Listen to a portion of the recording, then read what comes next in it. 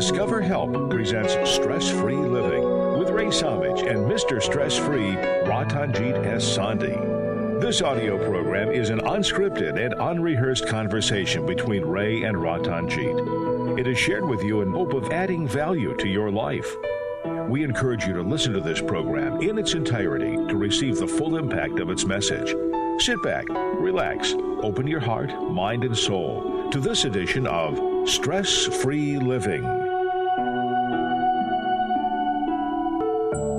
This is Stress-Free Living with yours truly, Ray Samich, and it is my great privilege to begin our show as we always do and introduce to you my many multi-year partner and colleague and co-host and friend, Ratanjit Sandhi. Ratanjit, how are you this fine day?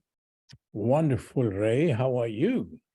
I am excellent, thank you, and excited to be back with you live. I have been traveling quite a bit and have not been available, and it's good to be in the same. Well, I guess we're not in the same place. We're mentally in the same place, but we're in different locations. But through the wonders of technology, you and I and our other Zoom people today, we even have one of our friends that is joining us that said they're joining us from the beautiful state of Hawaii. Where it's very either late night or early morning. I'm not sure which, but either way, it's the middle of the night. So we're glad to have her and all of our Zoom callers. Speaking of which, if you would like to join us on our Zoom audience, where we can interact with you during the commercial breaks and have an extended conversation after the show, please contact us because we invite you to do that. Otherwise, you can listen to us live on the radio, on our internet stream at wintradio.com. or catch us with over 60 of our programs that have been edited and placed onto our YouTube channel, which is Stress-Free Living Radio. Ratanjit, I have brought to you today an interesting topic that I have personally experienced with many people over my lifetime, and that is about clarifying what success means. And I have engaged with people who have strived, whatever that word is, I guess, for their whole life, for many years, to reach a level of success where they can be proud, they can be fulfilled, they can be happy, they can be wealthy. Usually that goes with it. And they have attained that and suddenly realize that it isn't what they expected. The euphoria doesn't stay, doesn't persist, and they still have a hunger. They still have a lack of fulfillment. As a matter of fact, in some cases, they're less than they were because they've been trying to attain this, and that's been a motivator, and now they've lost that motivation. So I thought it was an interesting concept to say, can we fail in our success? Can we perhaps be displaced and incorrect in our perception of what success will be and what it will feel like? What do you think? It's a wonderful topic, Ray. Success, first of all, the worldly success, we consider success to be a destination. So when I win an election, I am successful. If I got my master's degree or PhD, I'm successful. If I got this title, I'm successful. If I got this money, I'm successful. If I got this car or this home, I'm successful. But ultimately, all this are only destination-driven objective. True success is basically a journey.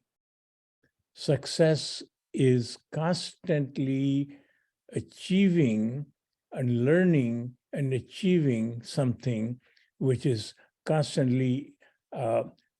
Another thing about success is that we ultimately feed our ego, which is worldly impression of other people. I'm trying to impress other party.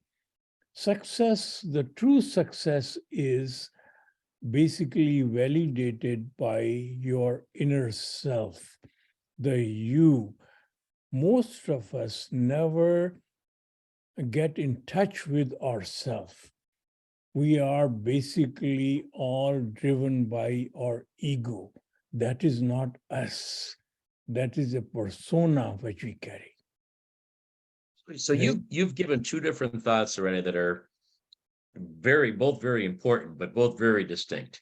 So let's take them individually and go back to that first one, because that's a pretty powerful change, I think, that most of us don't really think about. I don't think we consider success a journey. As a matter of fact, my first response when I hear that is that that's a cop out. All right, because so many people don't ever reach their goals. They don't ever get where they want to go. They, for whatever reason, they get tired, they get lazy, they lose their motivation, they decide just to goof off and not get serious about it. And so there's so many people that are on this journey and they fizzle out. And to me, that's not success in any way, shape, or form. That's the epitome of failure if you don't stay on the right road and you don't attain something. I mean, if you mentioned getting a college degree, a PhD or a master's. I mean, the way we look at it, if you went to college for 3.5 years, but you didn't get your degree, you didn't succeed in getting your degree. Now, I'm not saying that's a failure, because the 3.5 years you worked hard and you learned and you performed. But ultimately, the way we look at success is saying you graduated, you got a degree. And if you didn't get that degree, you're not successful. So how do we translate what you're saying to what we have really been taught? Until you do attain that level of success, you're not successful. So every worldly success, what you call a success, whether it's a degree or a title or money or gold medal or you won Olympic gold medal. So they are basically give you a platform, put you in a different platform from which you have higher capacity to add higher value. The purpose of our life remains the same, remains constantly to add value in everything which we do. Supposing your objective is to go to New York, you pick up a car and you go to New York. Your destination is New York. Once you reach New York, you have achieved. Now, in this journey, there are two ways to do that. One is, so you are so anxious to reach New York, you violate every law of traffic or everything. You are so tensed up in reaching there so quickly. And other way is you enjoy every moment, every scenery, everything which is on your way. So ultimately, life is once you accept as a journey and you begin to add the highest value in the journey, and these goals and objectives are only basically give you this temporary destination. So from here, go to another place. In this process, you have conducted a journey. So now, if you are having a job, so if your objective is to be successful, your objective is to basically get a promotion. So your mind, which is very powerful tool, which is going to compute, okay, how do you get promotion? You have to please your boss. You have to make sure everything you do amounts to something which he or she notices. You are now off the path of adding the highest value in every moment and every decision you provide. But if you are on the path of adding the highest value, every interaction with another uh, uh, customer or another coworker, you are going to constantly add value. And long term, because you are liked by everyone, you are seen as value adding entity, you are going to get that promotion anyways. But if you are only focused on getting the promotion, you are going to alienate many people. And in the process, you are going to be only frustrated and compromise your own inner happiness. Ray? I hear you, and I understand enjoying the journey. Okay, the analogy of driving to New York and doing it like a speed demon, breaking all the laws, cutting off other cars, all the crazy things that we do. That analogy of our life, that is crazy, and that's not safe. It's risky. It's stupid, and you certainly don't enjoy it. The stress and the pressure. You get to New York, and you said, boy, that was so hard to get there. It's almost not even enjoyable.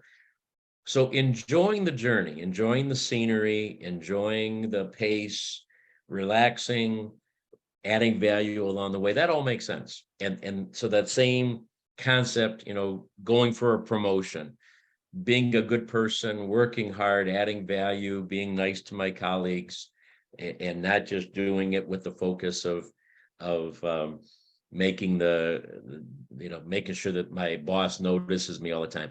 I get all that. But that still isn't exactly what we're talking about with success.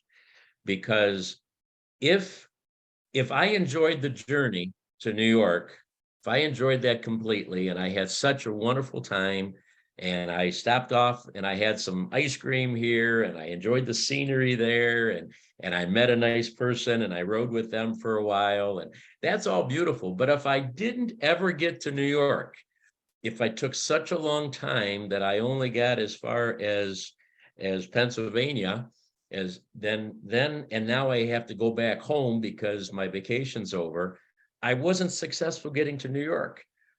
Okay, so yes, I enjoyed the scenery, I enjoyed the ride, I had a nice vacation, but I wasn't successful in achieving my destination. So that's what I'm talking about. Does it matter that I didn't get to New York in that analogy? Should I at that point just say, well, it's okay, I wasn't, quote, successful in my destination, but I enjoyed the journey? Is that what you're saying? Now, you see, if it is ego-based success, you are going to constantly show that I won this trophy. I reached New York. I did this. So you accumulate all these trophies to show that you are successful. They are all ego-driven paradigms. Now, if you are understanding the success is basically adding the highest value.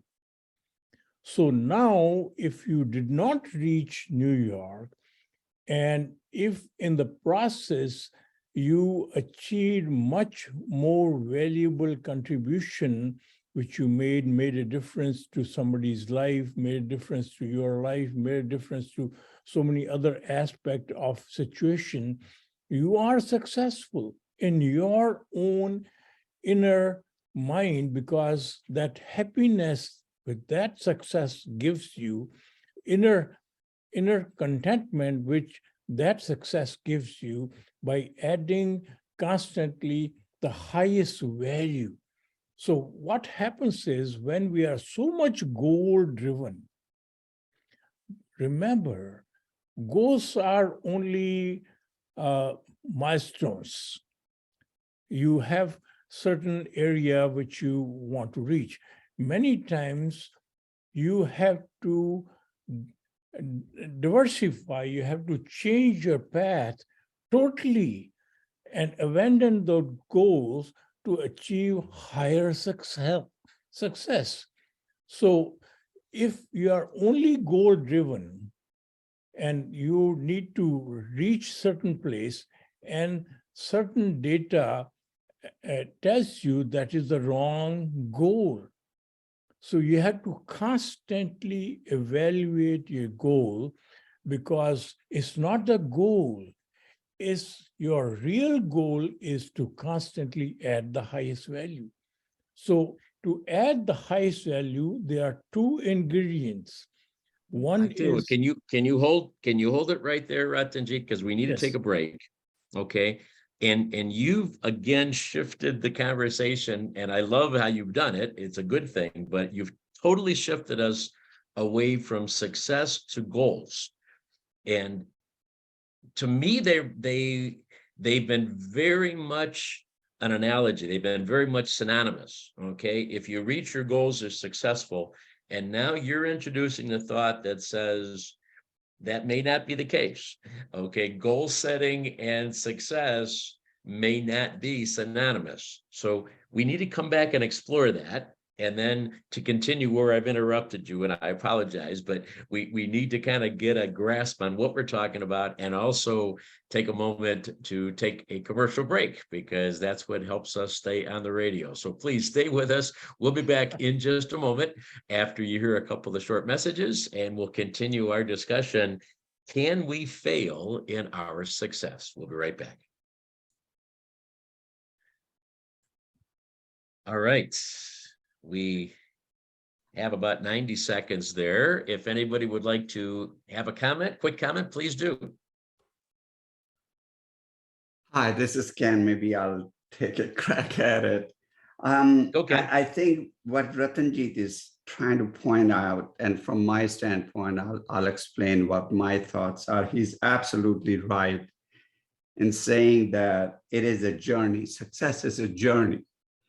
And what we do usually in life is start setting goals that up to this point, I want to achieve this goal. And you get there, you can call that you were successful in reaching that goal, but that's not the real success.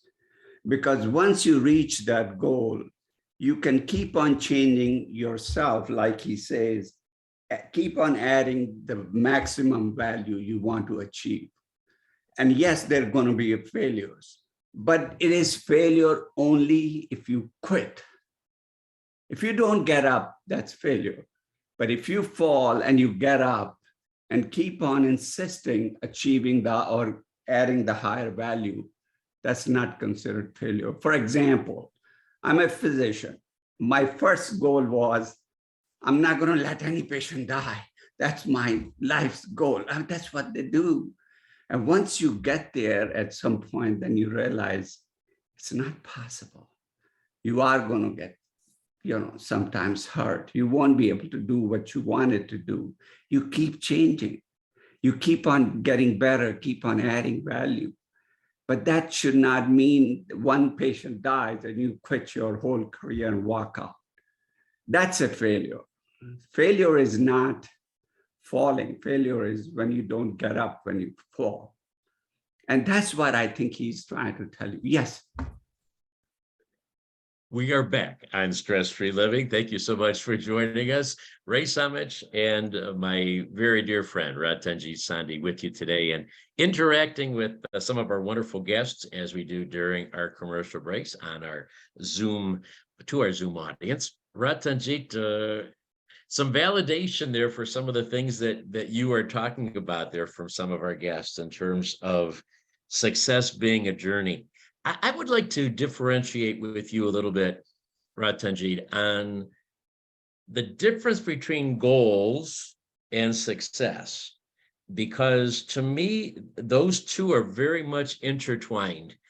When I sit back and when I'm 21 years old and I say, what do I want to be when I grow up?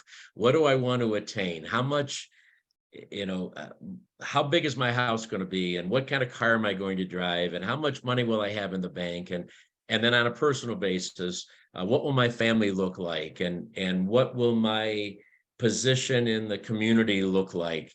All those kind of goals that I set for myself, those together collectively describe my success.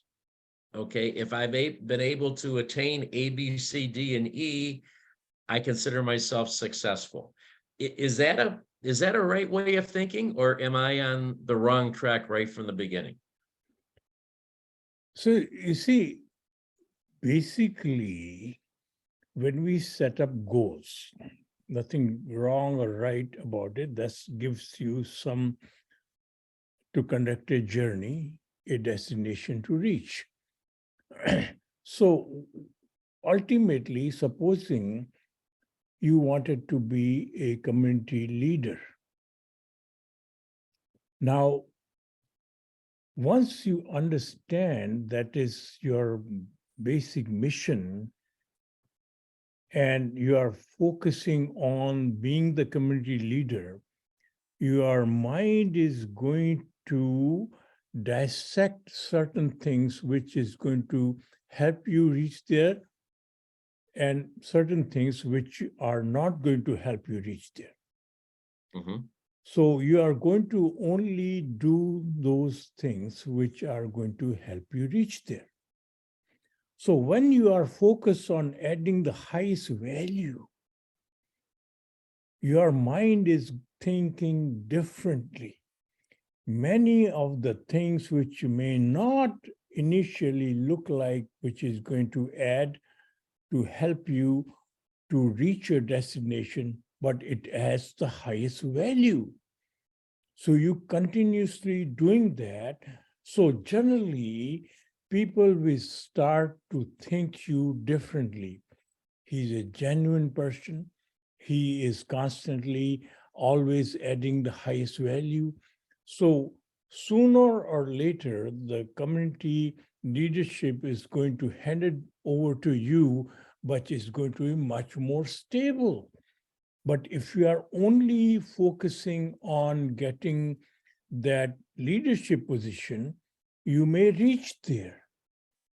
But inside, you're hollow because in the process, you did not feed the need of your soul, which is to produce happiness in everything you do. And by adding the highest value, ultimately gives you that true happiness. You feel better about yourself. You feel higher about yourself. You're not from the ego standpoint, but from satisfaction standpoint. So this world focuses mostly on net worth rather than self-worth. Self-worth is only available when your true self is pleased. You cannot get self-worth by titles or trophies or money. Self-worth, real self-worth, only available to you, your inner self feels fully satisfied. Otherwise, in spite of reaching your worldly goals, money, title, and all that, you feel emotionally drained. You feel unsatisfied. Many of them become basically depressed. We have seen many successful people end up committing suicide. So because they neglected their true self from satisfaction of providing the happiness which your inner self is requiring, right? So I'm still trying to put my arms around the goals idea, because if we're trained to focus on your goals, and there's billions of dollars being spent every year on books and tapes and podcasts and the live events, motivating people to set goals and reach their goals. All right. And ultimately then, by reaching their goals, having success. I mean, that is what we're taught. That's what we're told. Set goals, reach goals, be successful. I'm not saying that maybe is not incorrect, but that's what we're taught. Now you're telling me, if you're just so focused on the goals that you don't enjoy the journey, then that's not good. If you're telling me that if we're so focused on the goals and we don't add value along the way, we're doing it for our ego and we're hollow, and that's not good. So it sounds to me like our goals are going to continuously change. All we should worry about doing is adding the highest value.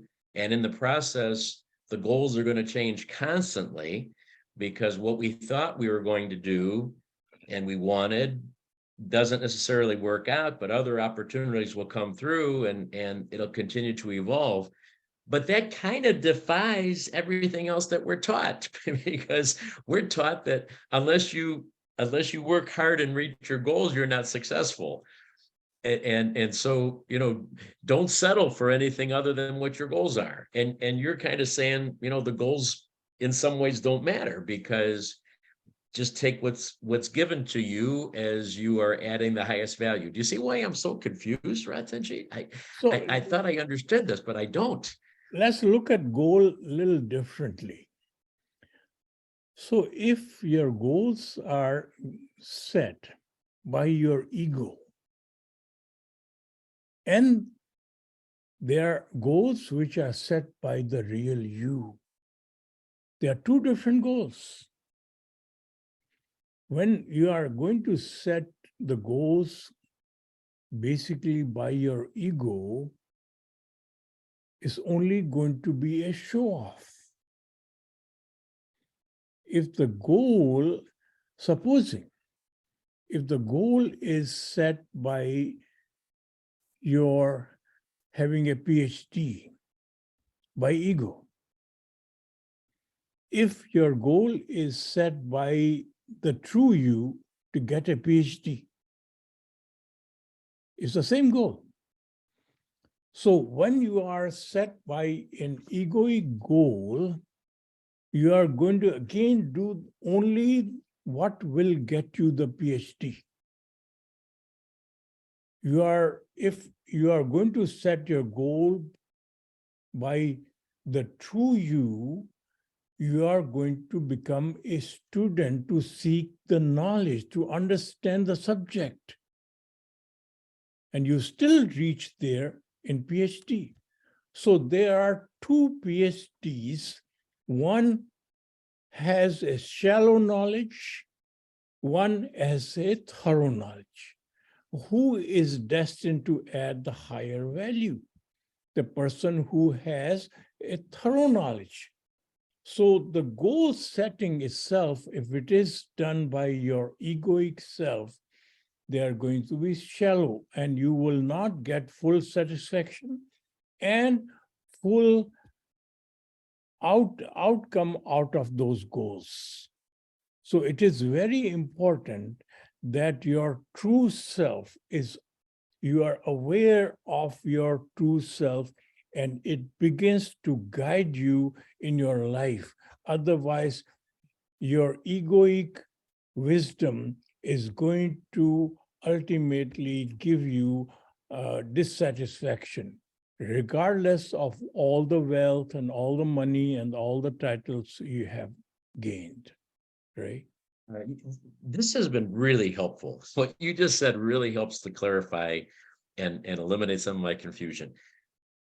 I think you're saying then the goal setting is still an important part of our life. We still should set goals for ourselves.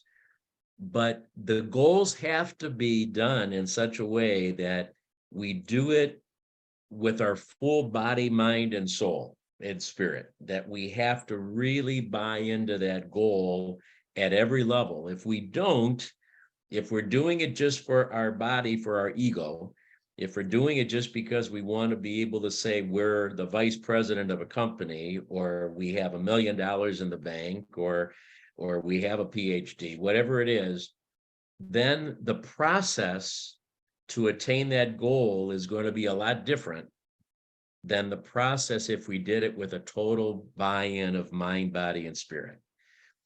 Now, suddenly, we are going to be able to enjoy the journey, and we're going to be able to look all along the journey of ways to add the highest value, and still most likely be able to attain that same goal, or maybe in the process, some other goal will become more apparent, and maybe we'll change lanes with our vehicle and we'll reach a different goal than we originally intended, but it'll all kind of flow there. It'll make sense so that the new goal will become more important to us in terms of reaching that level of success. Did I know I said a lot here, but did I kind of grasp what you were saying there in terms of clarification?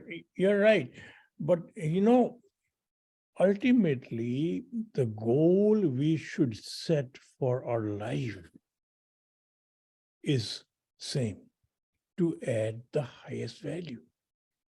So all these other goals are sub-goals. They can always change if they are not adding the highest value.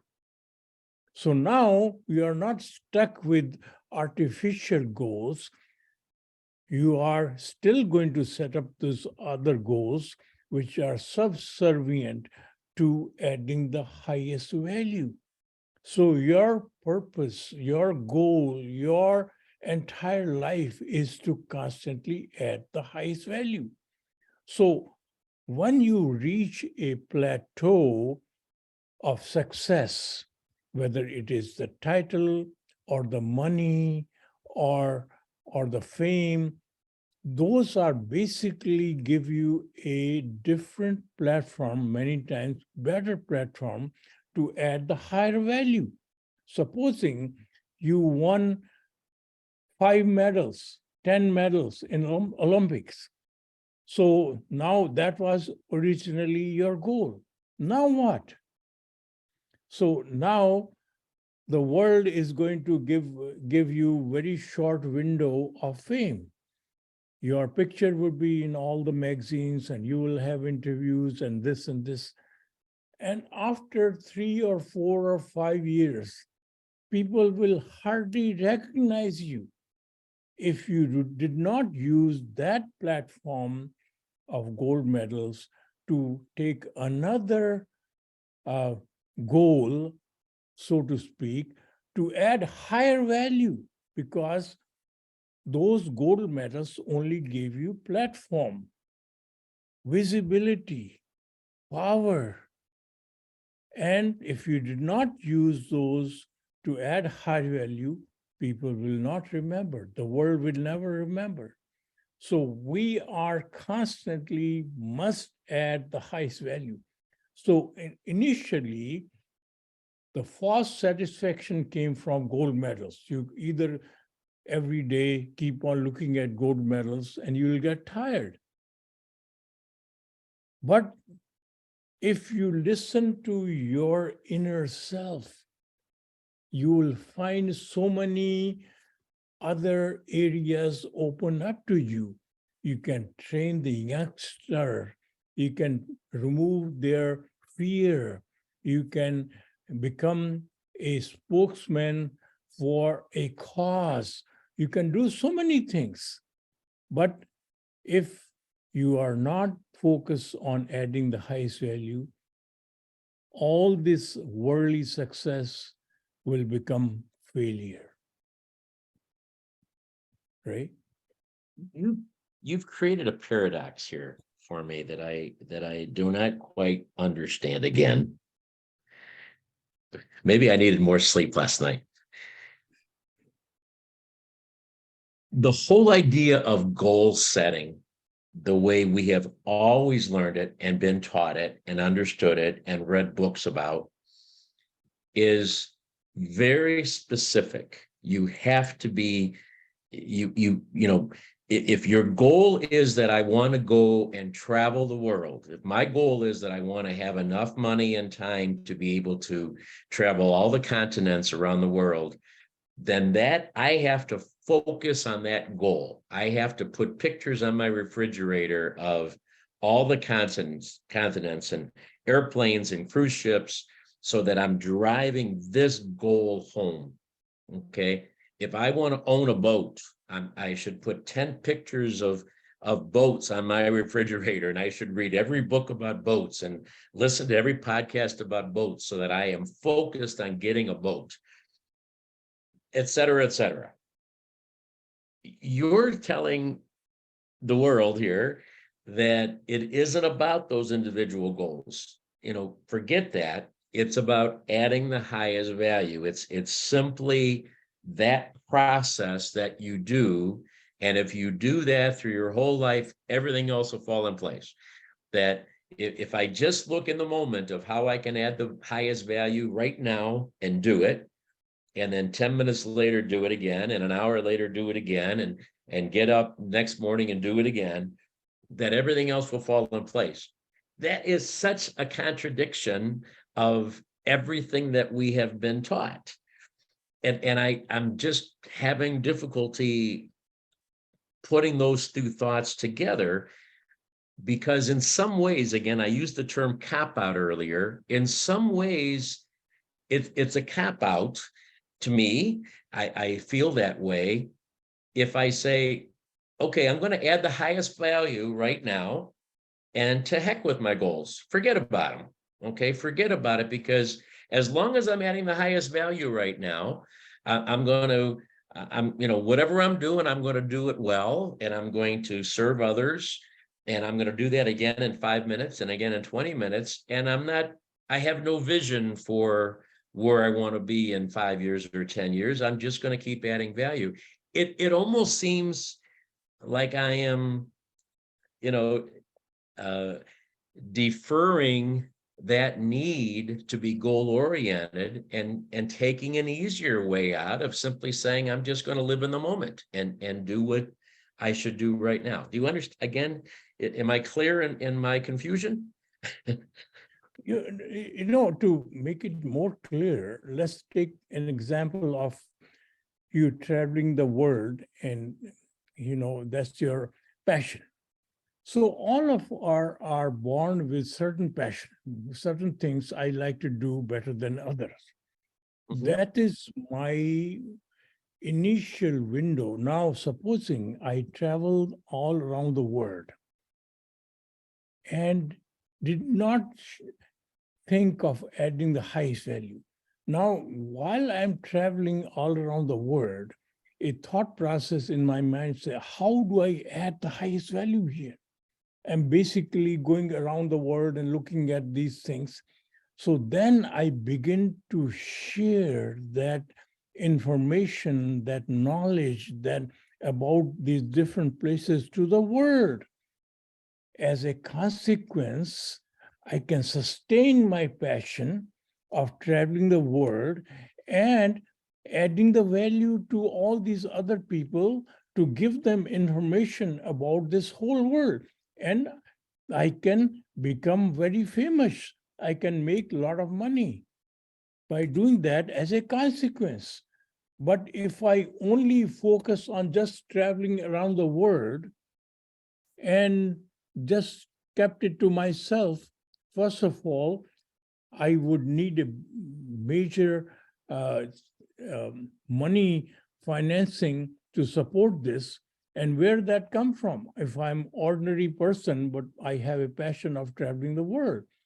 So right. I have to make that passion into a value-adding proposition by adding the value, not only I will be able to finance this, I'll be able to sustain this, I'll be able to add the higher value. Then, so ultimately, my two goals. One is the worldly goal, which is driven by my passion, which is making me travel the whole world. And my soul's goal is to add the highest value. So there is a conversation between me, which is like this. Okay, you are going the world, that is fine. But how are you going to add value? So then suddenly the mind will say, hey, I can add value by sharing this information. But a lot of people would want to know because this is a good place to travel. Or this place has these drawbacks. This place you have to be careful about before you go to this place.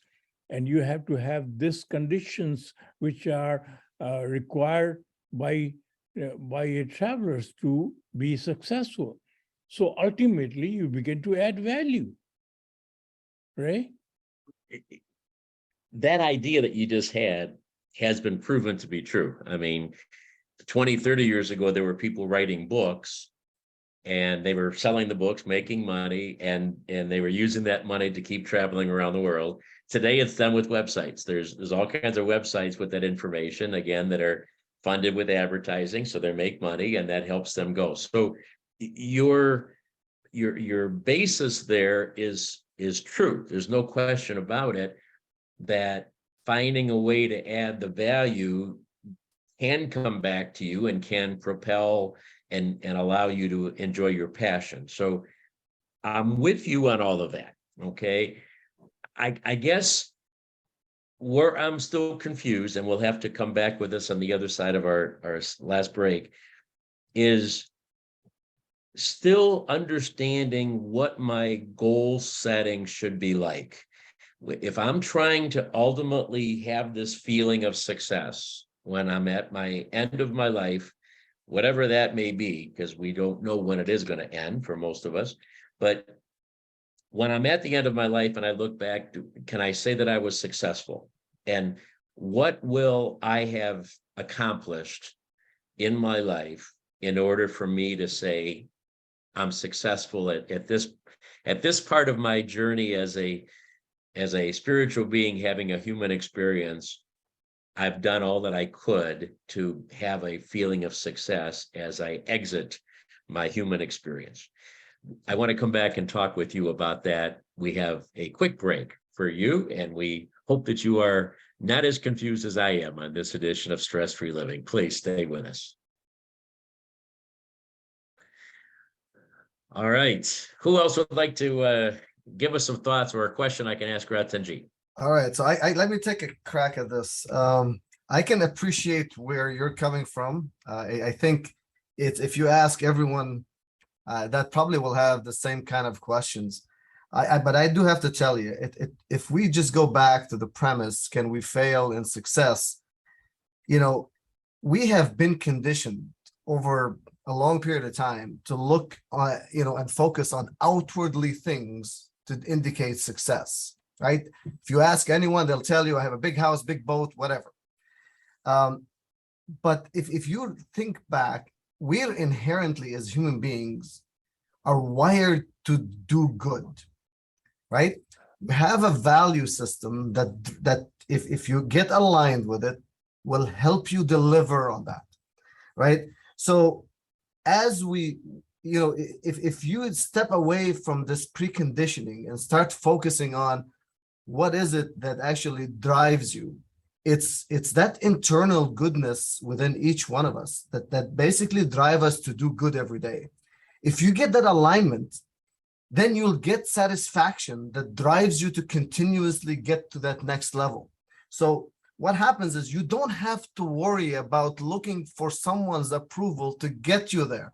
What happens is your effort and your activities that are taking place to do good will propel you forward, so you can have bigger platform to do even bigger good.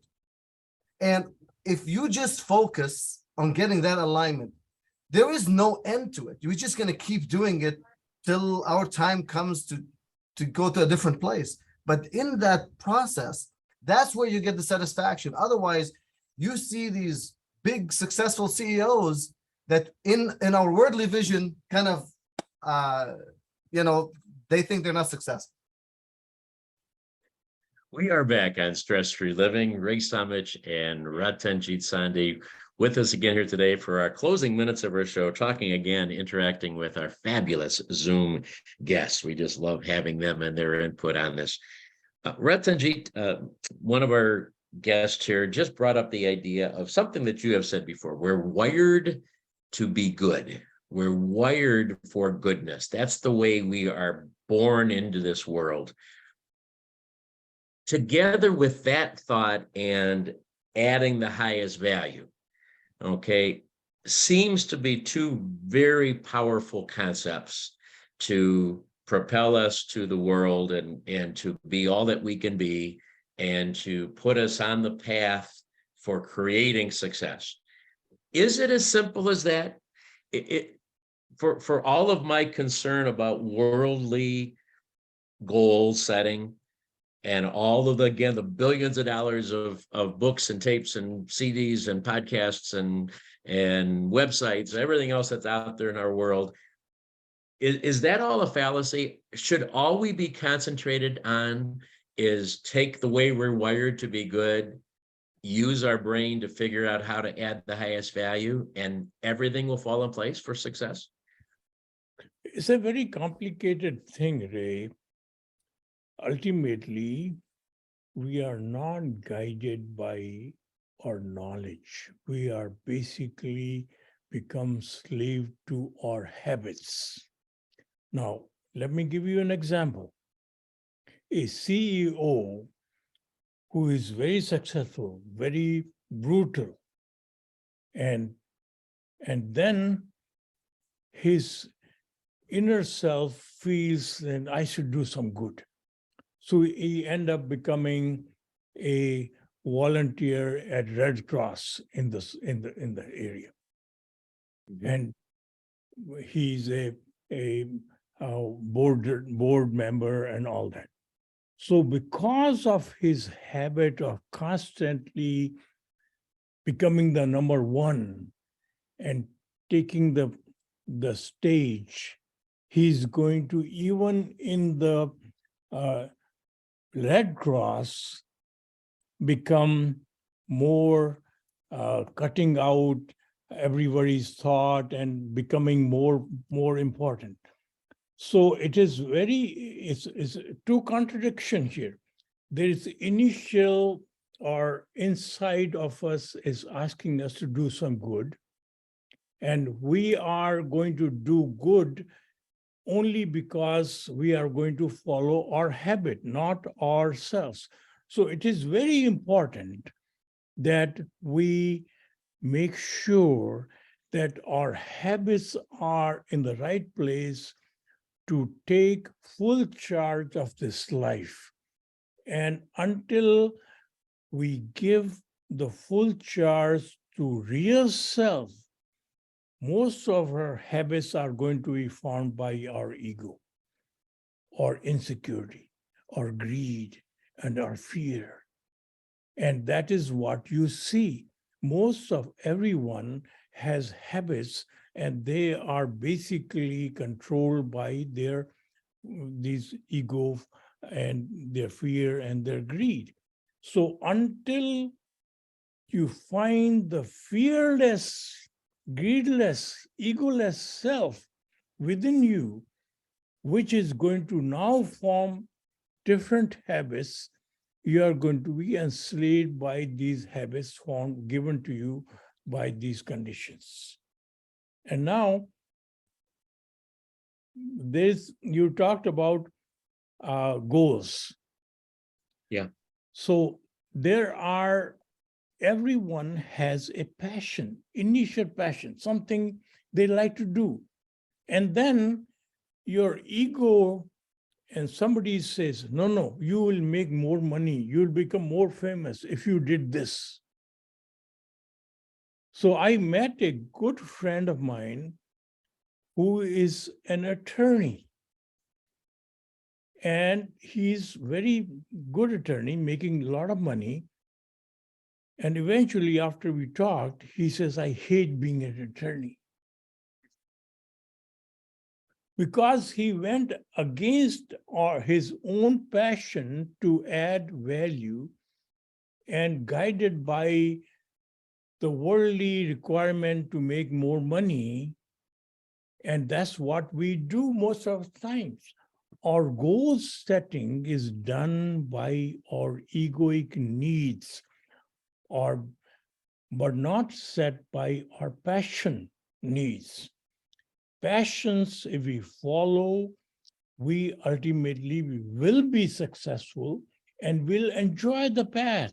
We certainly get on the journey of this passion to use that passion to add higher value.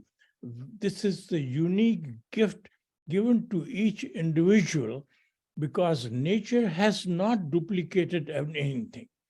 Even if you see the leaves of a same tree, they are different size. So that is why 8 billion people still have different fingerprints. So all of us are born with certain gifts, certain passions. We do better than others. So we should find that passion and use that passion to add value and give that goal of adding the highest value to that passion. And we will be immensely happy and successful, right?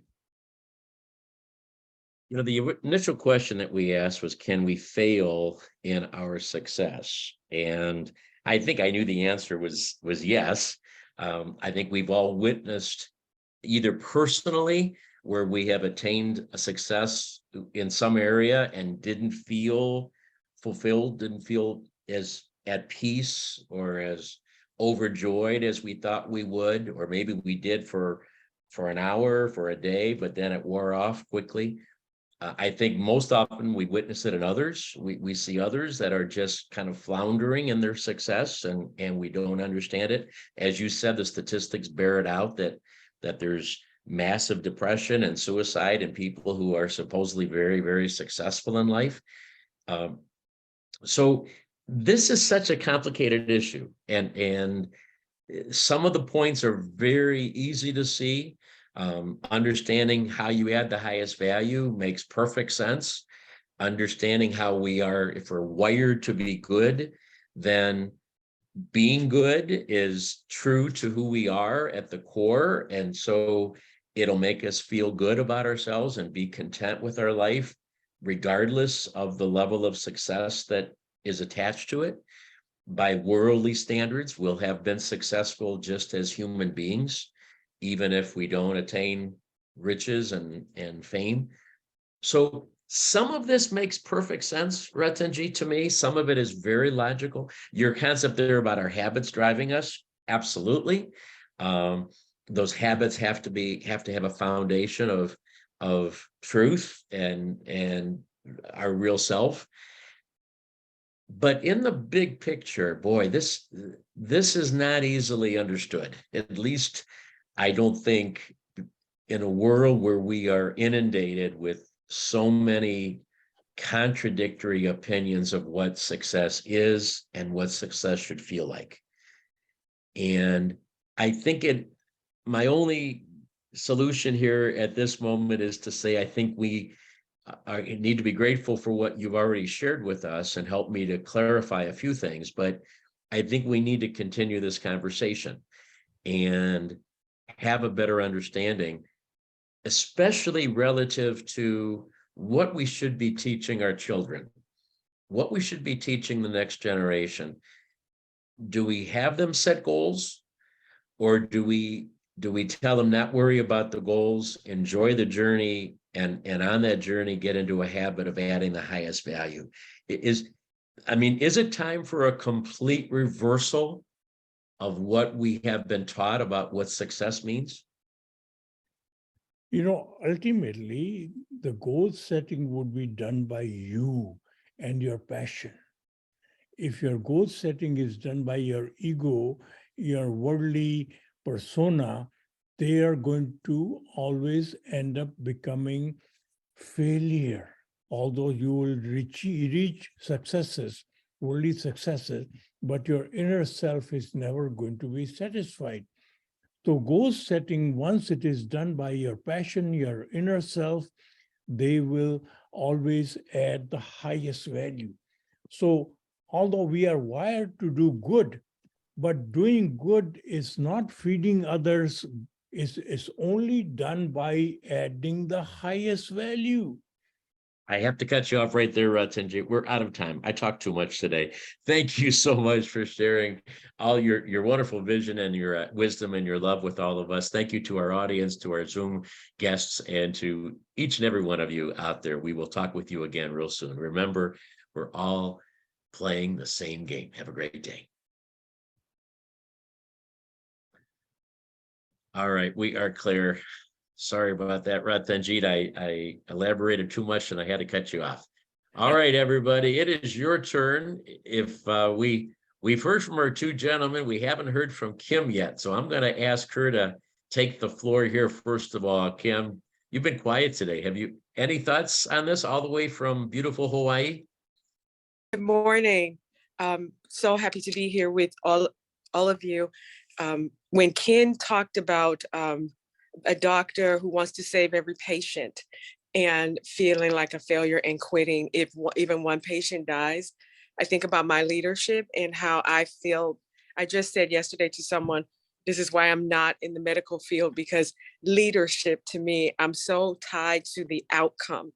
And if I'm not perfect, my heart is broken if I can't fix all of it. And I am learning over time to reframe my thinking to how I can make a difference, even if it's not perfect, and how that is still valuable. So thank you for that comment, Ken, for what you added. So I wrote down, as this conversation was happening this morning, what's in my wake, like a boat?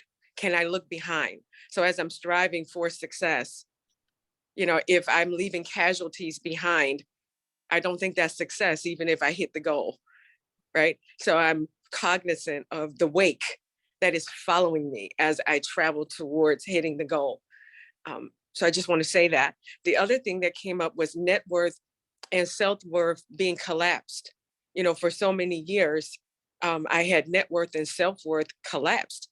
I did not have the courage to speak up because I was surrounded by people who I believe were more successful than I was. And then as I got to know them more and I grew, I was just as valuable or more valuable than many of my very wealthy friends. They were successful in a different way. They had what I thought I wanted, which was the money, the big house and all of that. But coming out of a very poor neighborhood, broken home, all of that, I had a lot to overcome. And I did not feel valuable. I didn't feel like I had anything that I could add to their lives because I thought their lives were perfect based on those external things.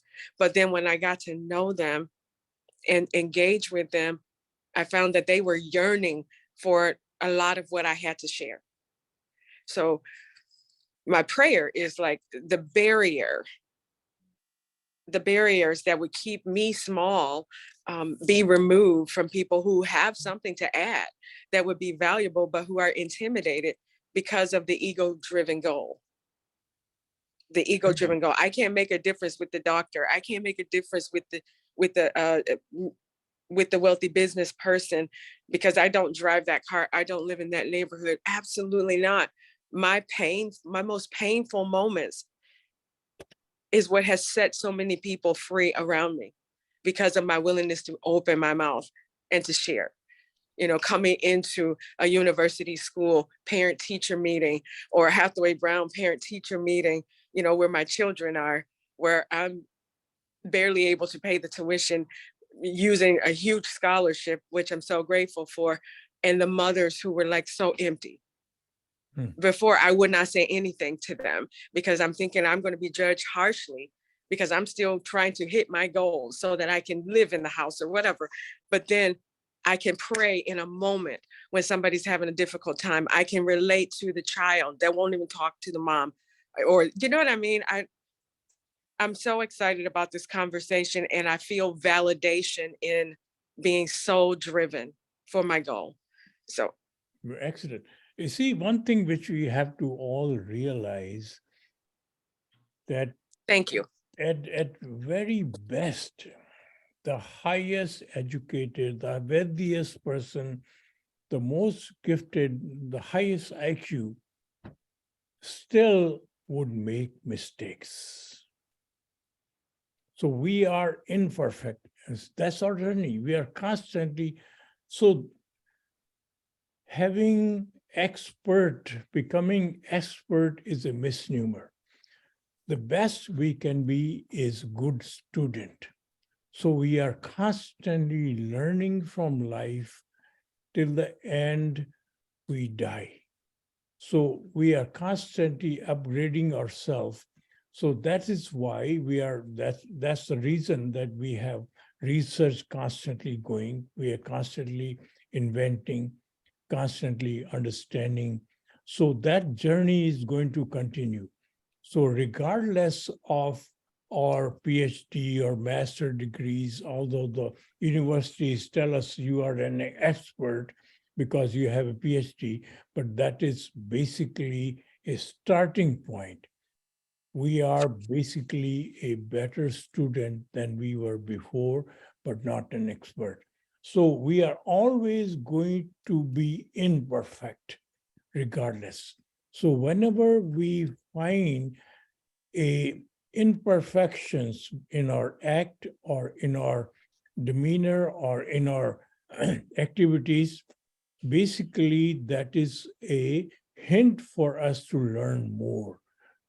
Rather than to accept as a failure, we have to understand that is a hint for us to learn more, because that is a window which is showing us that I know little about and I have to do better. So every success is a failure and every failure is a success, because when we have worldly success, in spite of our drawbacks or our shortcomings, we have succeeded. Success camouflages our drawbacks, whereas failures highlights our drawbacks. So learning from failure rather than getting disappointed is very important. And when we have successes, we should always realize that I have to learn more, because in spite of my weaknesses, I succeeded. So what are the weaknesses which I still have to uncover? So this is the path of adding constant highest value to yourself and making yourself as a highest value entity for the others. Pierre or Ken, anything you'd like to add? I think what he's saying is really deep and it's very thoughtful. And looking back, if you think we all have done good things in life, my goal, or if you want to call that, it was to learn and save patients, not to obtain an MD degree or subspecialization. If that was my goal, I would be stuck there. So it has to be a moral goal. It has to be a goal that you want to do it from inner thought, or the example he used, from your soul. So if your thought is to do good for your patients, for whatever, or like helping other mothers or whatever goal it is, and you keep on adding value to it, because there is not going to be an end point here. There are always going to be more things to do, more questions will be raised. And that journey may require a lot of hard work, a lot of effort.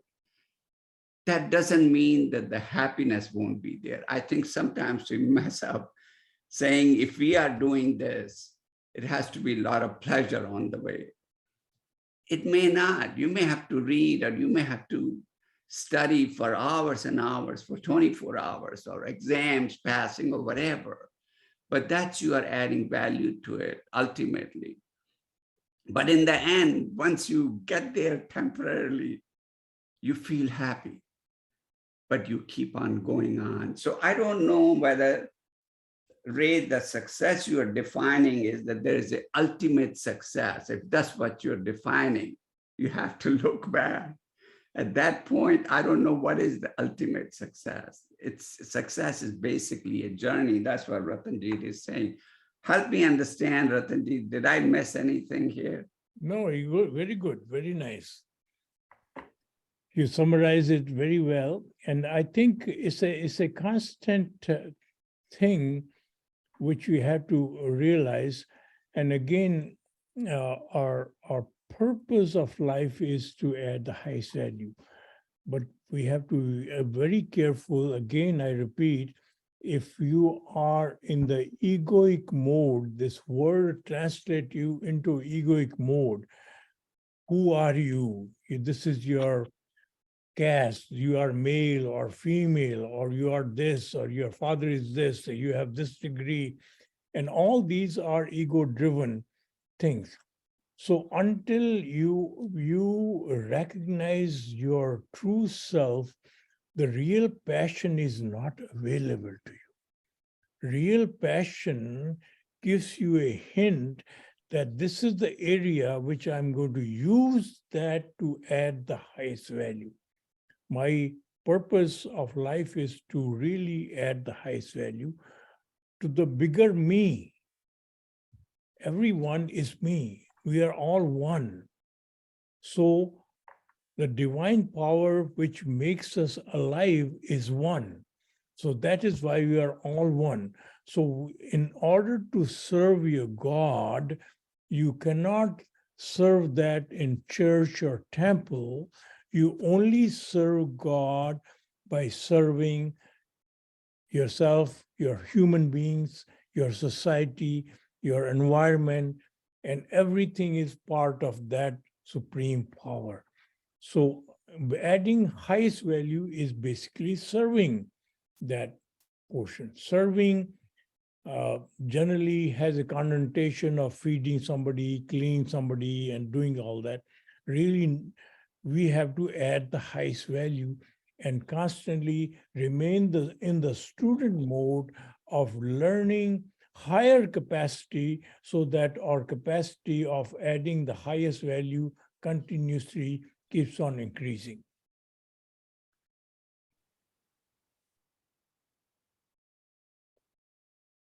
Pierre, any final thoughts? Yeah, well, just maybe a little bit of a story. You know, on our journey in life, there's a lot of inflection points where you have to make decisions, right? And those decisions will impact that next journey that you're taking. And you know, as I'm thinking through this, in personally in my life, I can point to those inflection points that helped me through this life. And one of those inflection points is when I met Mr. Sandhi in 1993, right? So I'm telling this story because there was this young kid that's graduating with chemical engineering degree that think life is, you know, he's the best thing that's coming out and all that good stuff, right? But one of the things that I thought is important is we talk about the ego, we talk about how you make decisions, right?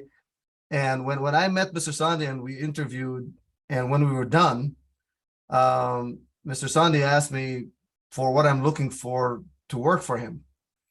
And I told him, you're a fair guy, just give me what you think is fair, because that's where I felt that I belong, right? In that organization. That organization was where I learned a lot of those fundamental things that over time gave me a better platform to continue to add value as I moved on and I grew and I've done bigger things.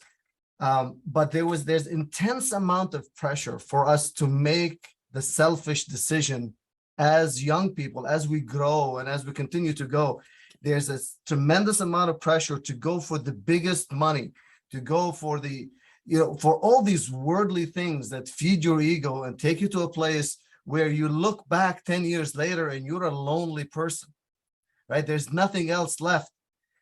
If we don't fight that ahead of time by bringing forward, I mean, I was one of the very lucky people to be able to have those conversations with Mr. Sandhi, and I picked it up really early, and it tremendously helped me. But the fact is, I talk to young people today, and I try to help them understand that those inflection points could define how you are as a human being, and look at it away from the dollar signs and away from the ego, and create and see how you can create value as you go forward. Is that a place where you can get that platform that allows you to do it?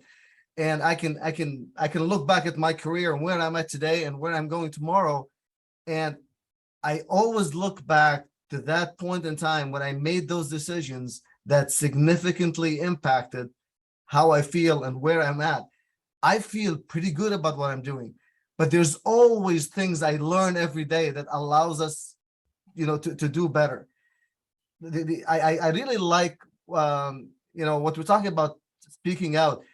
One of the things that are very critical is the fact that if you are aligned with your values, they're not negotiable, and you should be able to walk away from anything that's not aligned. And when people understand that, you get a huge amount of respect rather than the other way around. If you stand for values and you stand for something that's more than dollar signs, you cannot be bought. You cannot be monetized, because no matter how much money people pay you, you're cheap because you can get paid for. So the key thing is the value that you bring, the passion you bring to what you do is really priceless. And that kind of conversation that we have, and I tell you, I want to thank you for all that, because it helps me get recharged again, because it keeps me focused on the right things that can help us as human beings bring the highest level of service and value to our fellow human beings. And that to me is what should keep us going forward. Thank you. Very nice. Pierre, go ahead. I'm sorry. No, Doctor. I was just saying that was very nice. And look at what Kim's example was, how she keeps on adding value to, to the society despite all the adverse circumstances that she faced. I mean, that's perfectly well described, the way she pointed out. Thank you for all of you for bringing us to this point. Thank you. Well, we certainly appreciate all three of you and our other people who are with us here today. All of you are very inspirational to us too, and keep us going, keep us doing this together. There's no better place that I could ever be on a Saturday morning than with my brother. So that means the world to me. But having all of you part of this with us also makes it extra special. So we thank you for all that. We wish you all a very happy, blessed Thanksgiving coming up here around the corner. And we will hopefully talk to you next week. If you can join us, please do. Join us again next Saturday. Happy Thanksgiving, everybody. Okay. Great to see you. All right, everybody. Bye-bye. Take care. Thank you. Bye-bye, everybody. Have a good week. Aloha. Aloha. There you go.